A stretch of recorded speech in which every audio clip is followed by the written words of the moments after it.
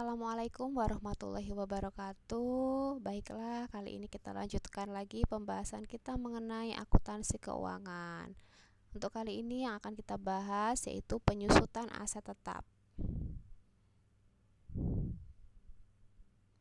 Untuk kompetensi dasar pada kali ini yaitu yang pertama menerapkan metode penyusutan aset tetap dan pencatatannya. Dan yang kedua adalah melakukan pencatatan penyusutan aset tetap. Untuk tujuan pembelajaran, diharapkan peserta didik yang pertama mampu menganalisis faktor-faktor yang menentukan besarnya penyusutan aset tetap. Yang kedua yaitu peserta didik mampu menganalisis macam-macam metode penyusutan aset tetap.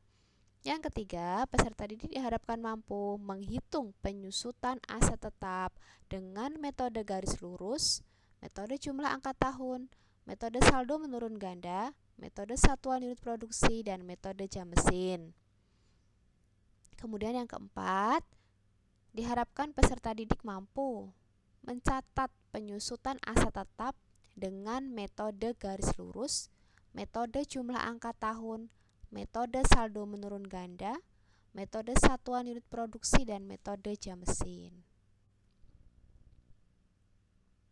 Nah, ini ada peta konsep yang mana nanti kita akan membahas faktor-faktor penentu besarnya penyusutan dan metode penyusutan di situ ya.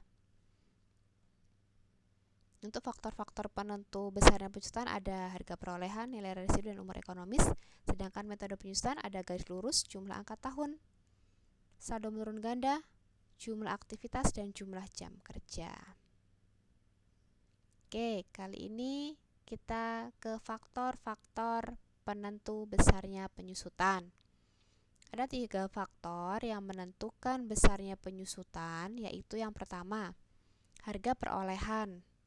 Apa sih harga perolehan itu? Harga perolehan adalah keseluruhan biaya yang perusahaan korbankan untuk menyiapkan aktiva tetap yang siap untuk mereka pakai.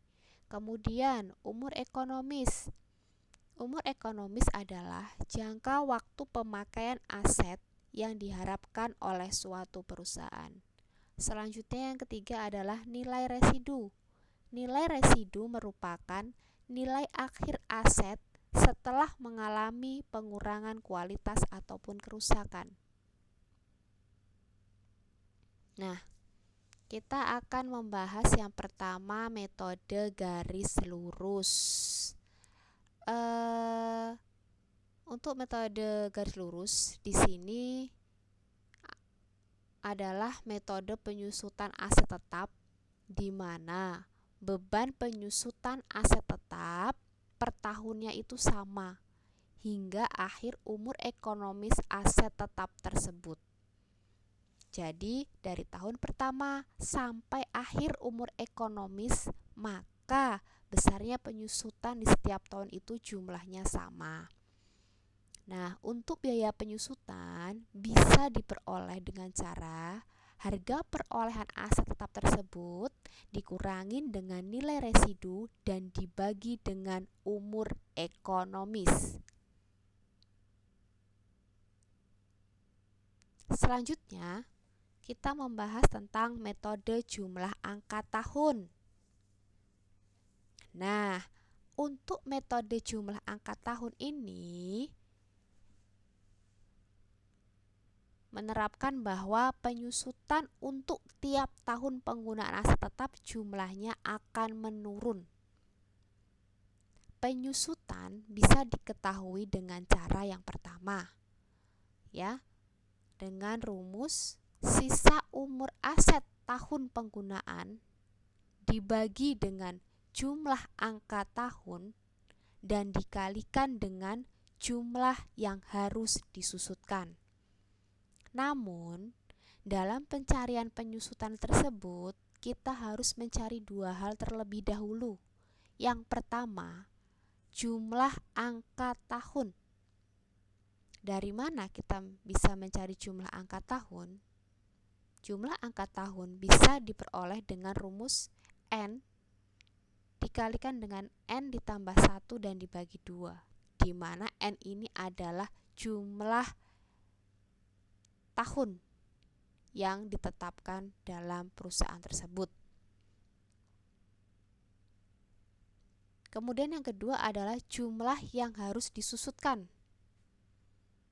Dicari dengan cara mengurangkan antara harga perolehan dengan nilai residu. Oke, mungkin sekilas tentang pembahasan kali ini. Kita fokus untuk pertemuan pertama yaitu hanya membahas 2 metode penyusutan.